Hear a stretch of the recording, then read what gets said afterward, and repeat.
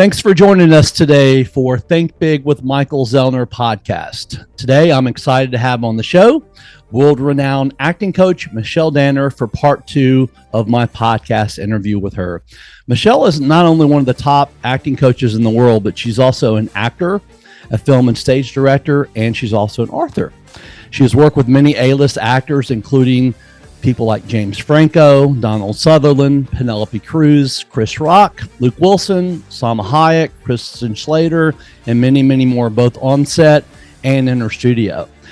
And she also serves as artistic director and teaches at classes at the Michelle Danner Acting Studio, which is in Los Angeles, but she teaches all around the world, including New York, Europe, and several other places. Welcome back to the podcast, Michelle. Thank you so much for having me back. Thank you. You're welcome. My pleasure. You've been teaching acting now for, I believe, close to 30 years. And could you share some insights into the unique teaching methods you use at the Michelle Danner Acting Studio that maybe distinguish it from other acting studios?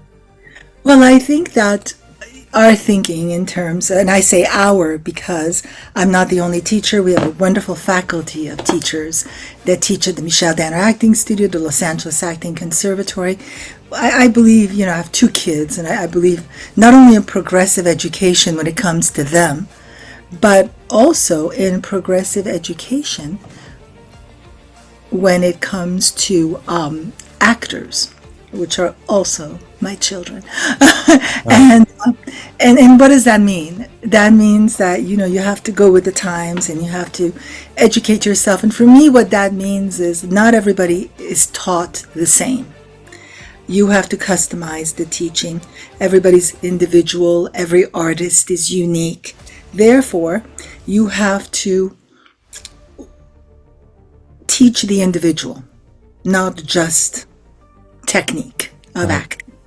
And so to understand that, I encourage actors to create their very own toolbox, I call it the golden box, where they learn the things that they learn. Oh, this is how I can break down a script. Oh, this is how I can create a character.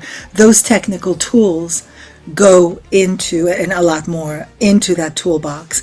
And then every time they book a job and they're on set, or they're on stage, they learn something. That also, those teachings, those lessons go into the golden box. And then life. I just mentioned to you before we started this that I just came back from Florida. I went to the Key West. It was fascinating. We went to the site of a shipwreck museum. Every time when we went to Washington, we went to the Mystery Museum. Every time you travel, you gain something, you gain knowledge, and that also goes into the golden box. So it's a combination of a lot of different things. So no 2 actors are alike, obviously, and no 2 golden boxes are alike. Everybody puts, their own very, personalized, unique experiences. That's awesome. How have you handled adversity and setbacks throughout your career, and just have continued to keep going no matter what? Well, I'm actually going through a little bit of something right now, in terms of a project I'm working on. I think you assess the situation, you realize what the problem is, you have conversations about it, and you try and, work it out the best you can. Sometimes you have to compromise. Sometimes you have to decide within yourself what can you live with and what can you not live with. Put your foot down or not put your foot down. Because that doesn't create conflict. Obviously, if you say yes and you acquiesce, there's no conflict. Right. But there's going to be stuff. Listen, in the best of worlds, you're going to encounter obstacles. Challenges are there at every turn, so you have to find a way to to work through it. Right. Do we have an animal a dog or a cat that just came in with you? It's my little doggy. He has a fear of abandonment. He can never be without me for too long. I understand that. Therefore, I have to travel with him because he cannot be left alone. Right, Chocolat? His name is Chocolat. Oh, like that. Yeah, very nice.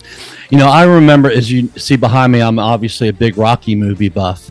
And I remember Sylvester Stallone telling the story about when Rocky was made, they only had enough money that got them up to the fight scene. and they didn't have any more money. The producers, I guess it was Robert Chartoff and Irwin Winkler that produced the movies. And he said that he told the story on Johnny Carson once. He went to their house at midnight and was honking the horn and just getting them out there and just begging them. He goes, we have to do the fight scene. They have to come up with enough money to do the fight scene, because without that, the movie isn't going to make it.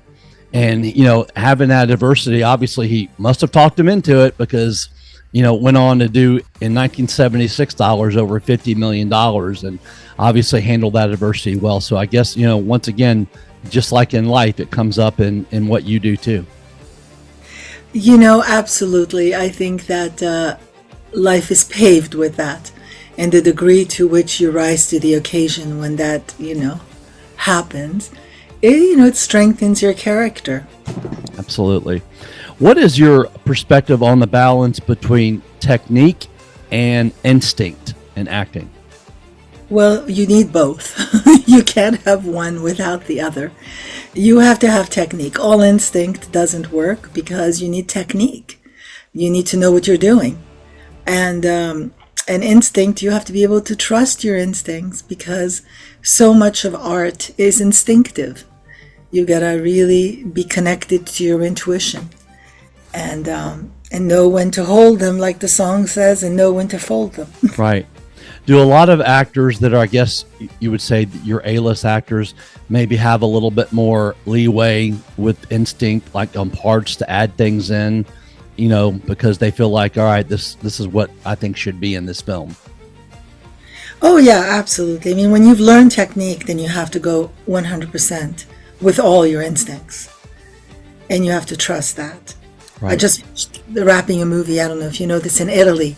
I was working on a movie called Under the Stars, a romantic comedy with Toni Collette and Eddie Garcia and Eva Di Domenici and Alex Pettifer, and it's just Rob Estes. You work with him a lot. I do work with Rob a lot. He's a wonderful actor. Yeah. Vincent Riota. So we, a lot of directors have a group of actors that they like to work with. Sure. And when you wrap a movie and you're editing and you're in love with all your actors, and you want to keep calling them, and you want to cast them right away in something else. Right. That's awesome. I've read many testimonials from actors who have gone through your acting studio, and they all have glowing reviews of your teaching methods. How does your approach to acting training differ from traditional techniques, and what benefits have your students reported as experience as a result of that? Well, I think one of the main things is this idea of dogma. A lot of acting schools, teachers, acting classes focus on, this is how you do it. Everybody's very opinionated. And it's like, this is the way it is. I always questioned that, even when I studied, a zillion years ago with Stella Adler. I always ask, well, wait a minute, isn't there another way, or isn't there another way? I always, my rebellious artistic mind rebelled. Right. And the truth of the matter is there are many different ways. So I think that this polarizing, approach of saying this is the only way harms young students or older students that are learning craft or relearning craft or strengthening their craft. There's many different ways, and people come to you with different backgrounds, and they've studied different techniques. Some people have studied the method. Some people studied Meisner. Some people, studied, at the Stella Adler School. And the technique that I've developed embraces all the other techniques. I never say, let that be. The only thing that I say is don't be dogmatic. Stay open to learning new things. And you've realized that when you have younger actors that come in, for the first time in your studio, I'm sure a lot of them might be a little bit intimidated because, they're just getting started and they know that, all the success that you've had. Are there things that you do to help, sort of calm them down and get them to where they're able to, perform better? Well, it's interesting. When I first was taking acting classes decades ago in New York, it always depends who the teacher is, because if the teacher creates a competitive vibe amongst the class, then there is this energy in the class. I'm happy to tell you that I don't like to teach like that, neither does my faculty. Awesome. We're very inclusive. There's a very warm energy, very friendly. People forge relationships that will last many, many years. I have met people in acting class. For instance, you mentioned Rob Estes. I met him in acting class a long time ago. My co-producing partner, Brian Drillinger, acting class. I could go through a lot of people that I've met in acting class, and we've stayed friends and have stayed creative together throughout the years. Right. In 2015, Backstage had an article called, quote, Michelle Danner, the acting coach behind Hollywood's best.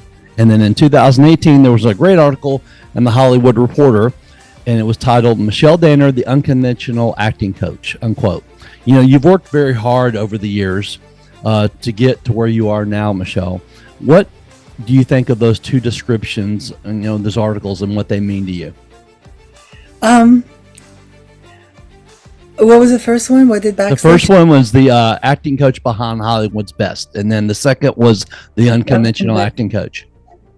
Well, I don't know. I mean, I when students come, they come to learn, they come to have an experience, they come to find community. And I try to, I'm in service of, that's what I'm there to do. I'm not there, it's not about me. It's about me giving something of myself.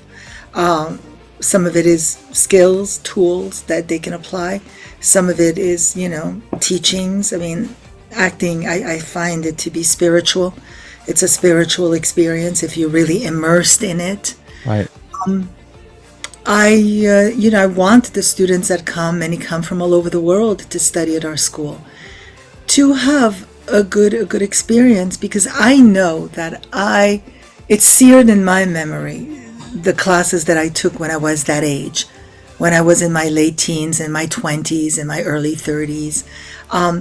I remember my teachers. You respect your teachers if they're good teachers, and if they really gave you something, if they were generous, if there was a generosity of spirit there. You're so grateful. We are grateful for our teachers. And I just really want to always be plugged in to what can I give? What can I do to make, this experience better? What can I give to make the students understand what their mission is?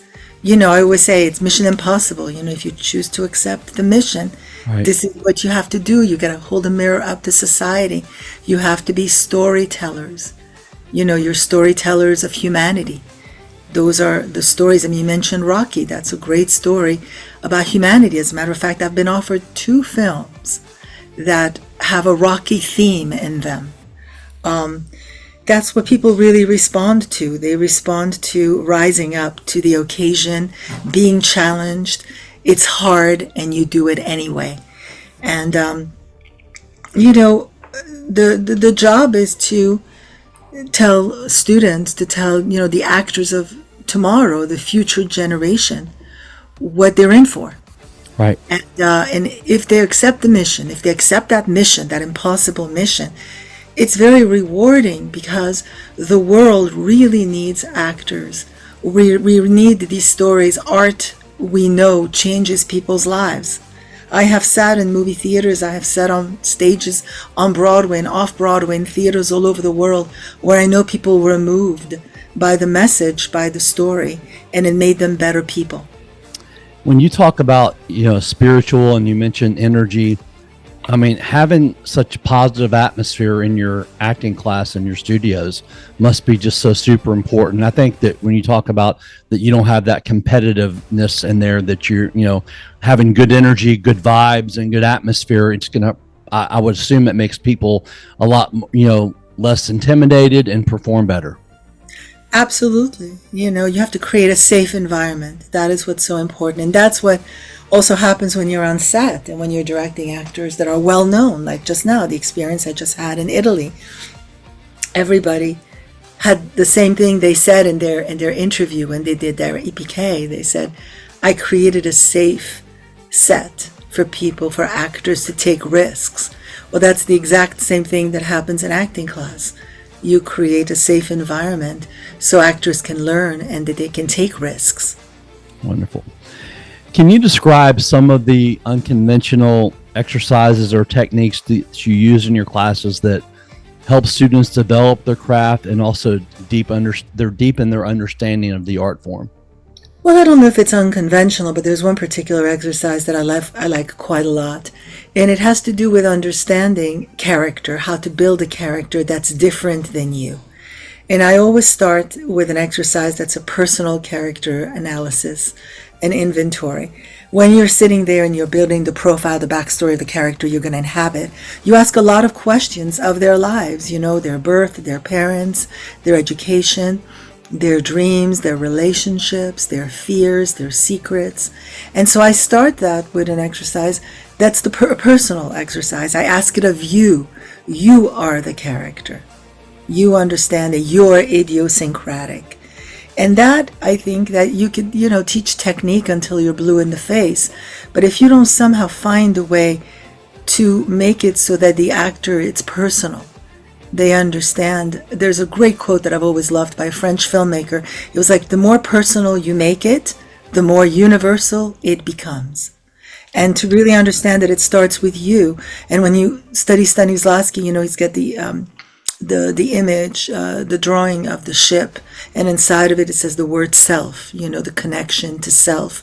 That's where it starts with actors. So every exercise leads you to making a deep telephone call inside of you so you can connect to, your deep inner life.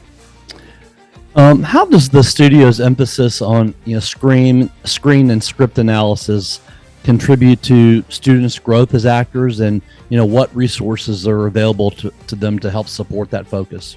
Well, the script analysis is key. I mean, if you don't understand how to break down the script, if you don't understand what it means, and sometimes you don't. Sometimes it's a muscle.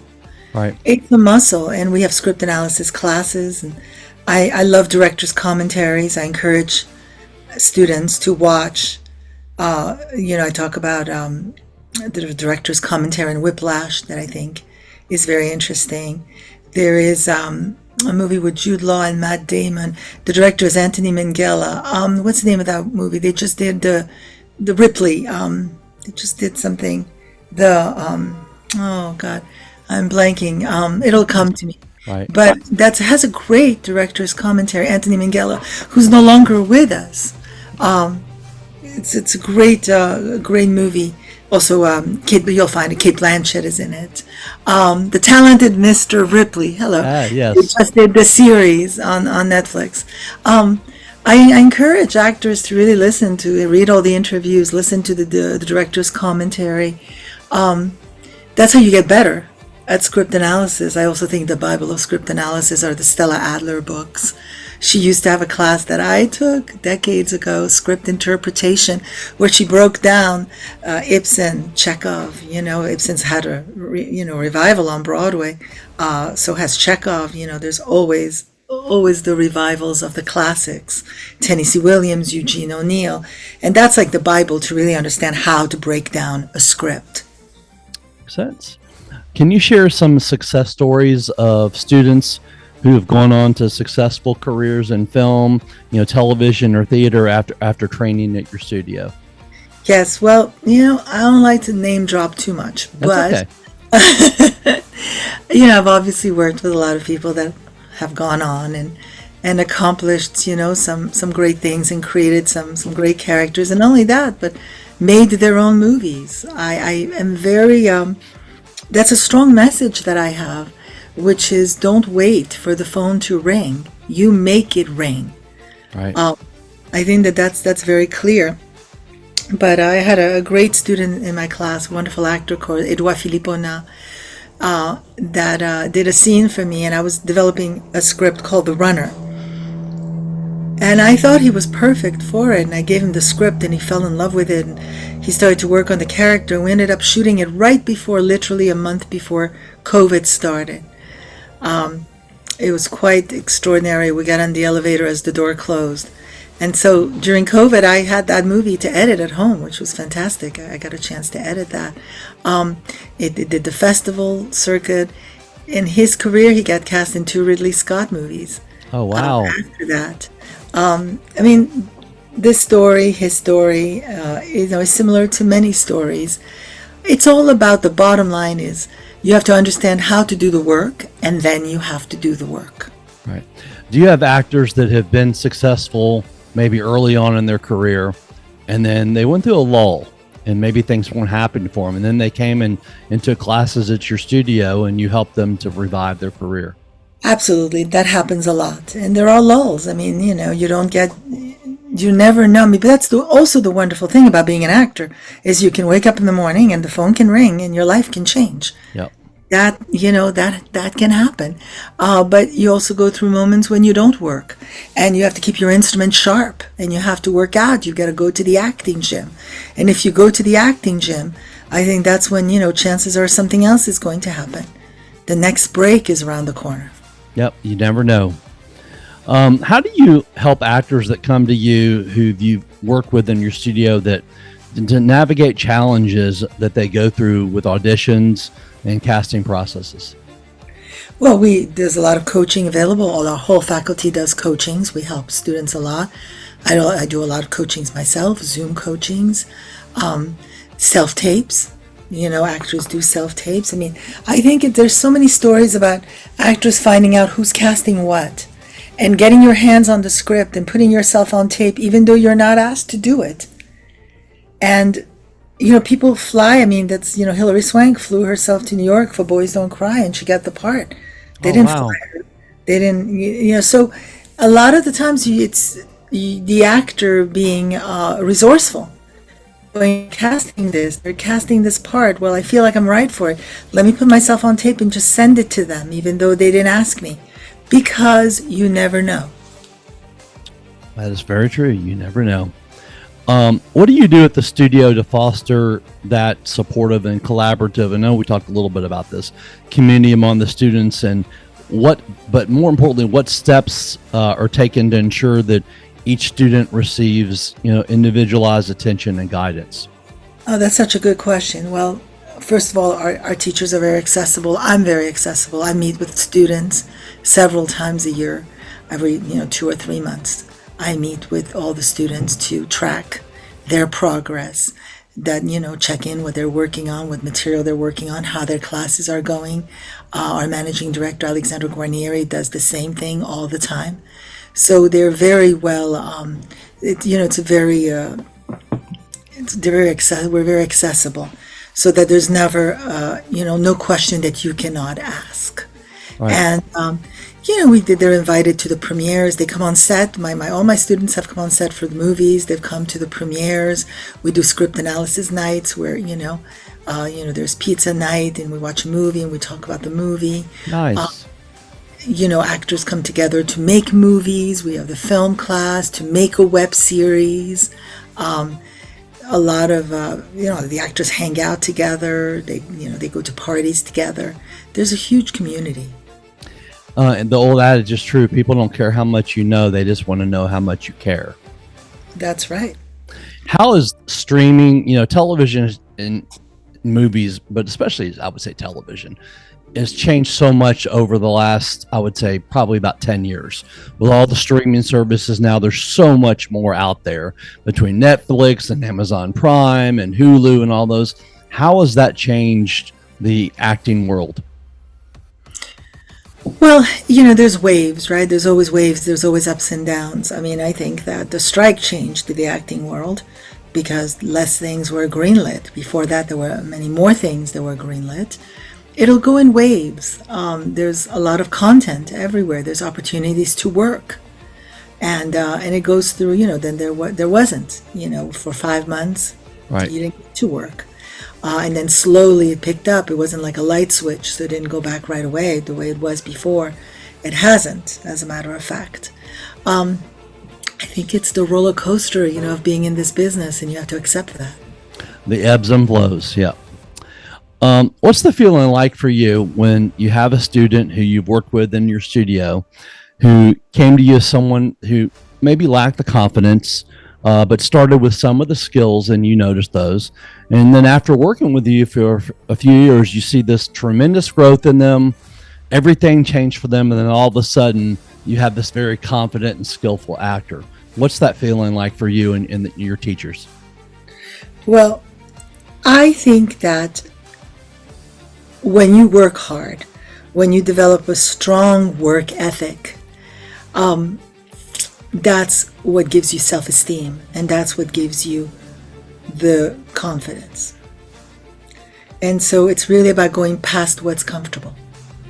And if you do it when you don't want to do it, I always say that, then you build that muscle. Right. And that's what really gives you the confidence and also clarity, knowing what you're doing the work.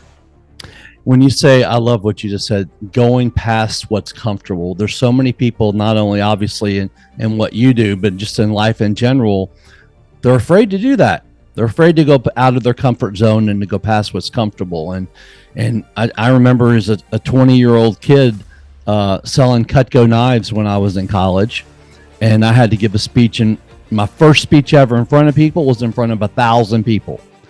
And it was like, wow. And I remember my dad and mom came to Atlanta for this meeting. It's back when you had the video recorders that you had to either put on a tripod or hold up on your shoulder.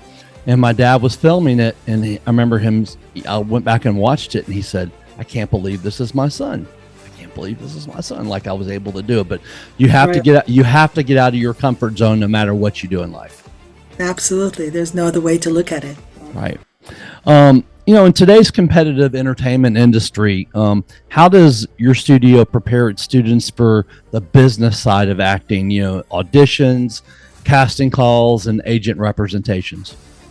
Well, that's a great question as well. There's a class that I teach. It's the business of acting class. It's breaking into the industry. And it's not a class. It takes years to become, a great actor. But the business, you can talk about it in a few hours. Right. How to get the agent, how to get the manager, how to, get the right picture, the right resume, the right cover letter, the team that you have to put together, the demo reel, all those questions that have to do with the business. That's, you have to be knowledgeable about that, You have to know what it entails. And it changes also all the time, so you have to read about it. Yeah. And, in the business side, people don't realize how much, and I mentioned you have a friend that's been acting for almost 30 years. And it just talks about how there is a ton of business to it. It's having that right agent, having that right management group makes all the difference in the world, because you want someone who's going to put you in front of as many people as possible. Absolutely. And that's why you have to have the agent and the manager both, because they can open up their contacts and make calls and get you auditions and get you meetings.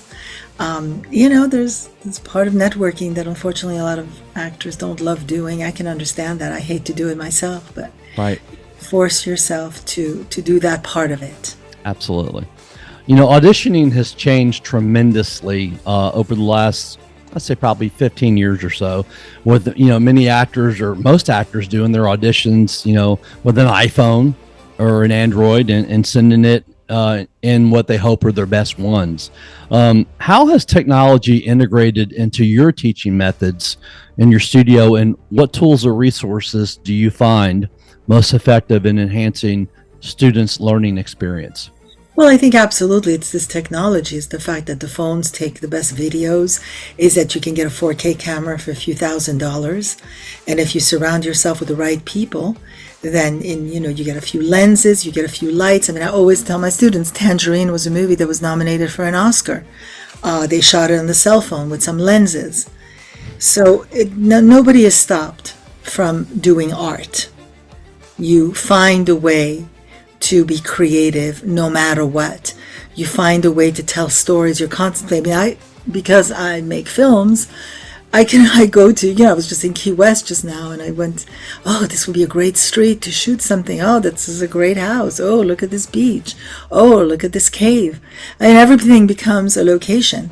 And the technology is there. The technology is there for everybody to make a movie. And there's so many film festivals that want to welcome you around the country and the world, where you can meet people and show your work and have conversations.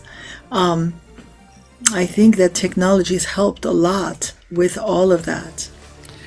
Is there another side to it where technology, I won't say maybe has hurt it, but that's different now because people can send in the videos, but there's not that one-on-one them in front of you and really getting to see them? Yeah, I think that, there's two things. I mean, I'm always the one to take a risk. So I believe in taking risks. So if you have the choice of, you create your own self-tape on the scene. You put the scenes for the movie that you're auditioning for on tape. So you can control the best take that you've done. You can do it over and over again until you get the best take. Or you have the opportunity to go in person and connect with other human beings and leave your calling card on the table. I think that's the best. It's the best is that because first of all, you don't know if they're going to fast forward your tape. Right. They're only going to watch a few seconds of it, but if they're stuck with you in a room, they're going to spend a little time with you. Yeah. And you have a time to even maybe change their mind if you walk in and they think, oh, you're not right for the part, or I have somebody else in mind. And then you read and you're like, oh, well, wait a minute. They added some dimensions to this that I didn't even think of. So I think that whenever you have the opportunity to go in person and make that connection, you have to take that. Absolutely. As an accomplished actress yourself, how do you draw upon your own experiences in the industry to inform your teaching and mentorship of students in the studio? As an actress, how does that help me? Yeah, how do you take what you've learned over your years in acting to help teach your students, Yeah, well, I mean, it's great, of course, because you understand. You understand. A lot of teachers, I think, are actors. And I think that's such bullshit when they say, those that cannot do teach in such right. Yeah, you can do, and you can also teach. How's that? Right. you can chew gum and walk at the same time. Right. Well, yeah, I mean, of course, I understand the craft, I think, with a different lens, because I know how to do it from the perspective of an actor. I know how to get in there and open up the floodgates, get into those triggers and apply them to character and create physicality for a character. So, when you understand it, of course, it helps to teach it. Right. There's no question about it. That was my first steps were I'm acting. And then I realized there was a turning point where I had to go to all these auditions, and I had all these people calling me for coachings, and I was like, oh. And then I go, no, you know what? I'll tell the agent, forget it. I'm just going to stay and coach everybody. And that was a big turning point. But I found a way to act. I just did a movie that's doing the festival circuit right now. It's playing the Seattle Film Festival in a few weeks and the Nevada Film Festival. It's called The Italians, and I'm going to Italy, and it's going to play 2 different Italian film festivals. Wow. One, the prestigious Ischia, and the other one, Maratea, and in Italy, in the south of Italy. So I'm really excited about it. The movie's called The Italians. It's about a family that meets their son's girlfriend for the first time. And I always say, at the end of this movie, I want people to eat lots of great Italian food and go hug their families and forgive someone. It's funny. I know now that it's funny because we've played it in front of audience, and people have laughed quite a lot, and then they have been moved, and I'm very proud of that movie. Lainey Kazan is in it. So I'm acting in it. Lainey Kazan plays my mother. Cool. Perry Reeves plays my best friend. Rob Estes plays my husband. Matthew Daddario plays my son. Abigail Breslin plays the girlfriend. Olivia Lucardi plays the ex-girlfriend of my son. And it's all very fun and incestuous. David DeLuise plays my brother. And Luca Riemna, who's an Italian actor, plays the priest, because some of the scenes are in the confessional. It's a lot of fun. You still like getting out there and acting, don't you? Yeah. Whenever I can do it, I do it. As a matter of fact, this last movie that I did a tiny cameo. It was a line, but my character's name was Loredana, which was my mother's name. He was buying fruit at the market and had to wait in line and was not happy about it. I want to talk about a movie, Miranda's Victim. It premiered at the 2023 Santa Barbara Film Festival, and you were you joined me today as you won the Best Female Director at the LA Independent Women's Film Awards for this movie. The movie stars Abigail Breslin, Luke Wilson, Andy Garcia, Donald Sutherland, Ryan Philippe, and several other incredible actors. If you would tell the audience a little bit about the movie, your passion behind the film, and what makes it so special. I mean, it was incredible to find out that nobody had done the movie, told the story about how the Miranda rights came about. And I mentioned the movie The Runner that I did. In the first scene in The Runner, my lead actor gets arrested. You have the right to remain silent. You have the right. It's like, I never questioned where that come from. Right. Right. And so that's because the story of who it happened to in 1963 in Phoenix, Arizona, Patricia Weir had kept it private. She never told the story. So George Kolber, who was the producer of Miranda's Victim, searched her out and got her to agree to tell her story. And that was the story that brought about the Miranda rights. It's a great story about justice that comes full circle. It's incredible to see what happens to Ernesto Miranda. So when you think of the Miranda rights, you don't realize that Ernesto Miranda, he's actually the predator. He's the bad guy. Right. They should name those rights. And they were started to get overturned in some places, but they're not really. You still have to read the Miranda rights. And there's many variations of that across the country and around the world. So the Miranda rights are important rights, and it's a story about justice. And I'm very happy that I found a story, that I was asked to direct a story that has never been told. So it was a gap in our history. How can somebody watch that movie? Well, right now it's on Hulu, but of course it's on Amazon. Okay. And many other platforms. Awesome. I'm going to watch that tonight while I'm on my exercise bike. Oh, good. I always watch something from Amazon or Netflix or Hulu, so I'm glad that I know that. I did not know that. What are the most important lessons that you've learned in your life? To be patient, to when you want to be unkind, to stay kind.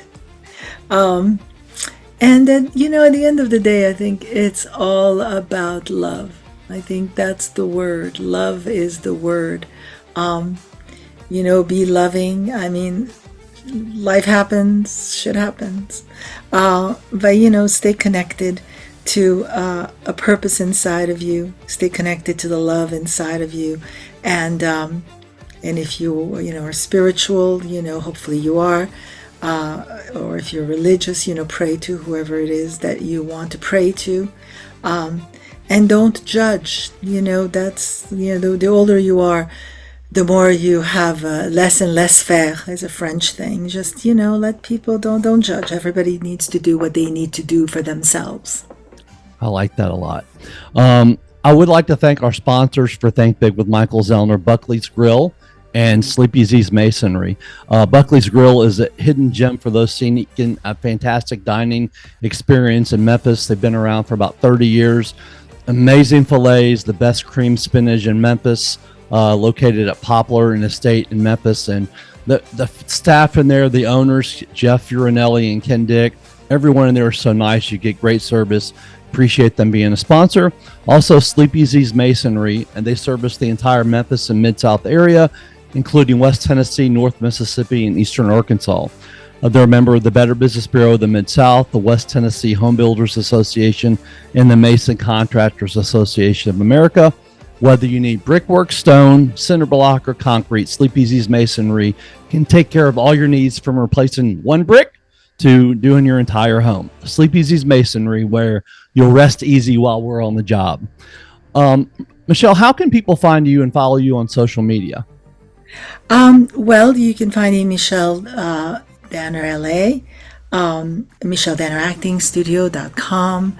Just, I think you just Google my name and you find me. I have to tell you just really quickly, thank you for your questions. They were excellent questions. Oh, thank you. And when my son was in 6th grade, he did a painting with his face, and on top of it, it was called Think Big. Really? That's awesome. It's hanging in his room as we speak. Oh my gosh, that's so great. I would love to see a picture of that. Yeah, I'll send it to you. Okay, that would be great. I would really like that. You know, I really had so much fun researching you and seeing all the great things that you've done in your life, in your career. You have impacted so many people in such a positive way, and probably, you know, you've changed people's lives. I mean, because you have been an actor, are still an actor, and a teacher. And when people come to your studio, I mean, you don't have anything to prove, because I mean, look at what you've done. I mean, they just walk in there and like, I mean, they have to be sometimes just wowed with all the people that you've worked with. But you seem so down to earth, and I think that makes a difference. We talked about that energy and atmosphere, and I know there's so many people out there that you've worked with that must love you and respect you, and I'm sure they will for years to come. So I really appreciate you coming back on the show today, and thank you so much for joining me again. Thank you. I really appreciate it. Thank you. My pleasure.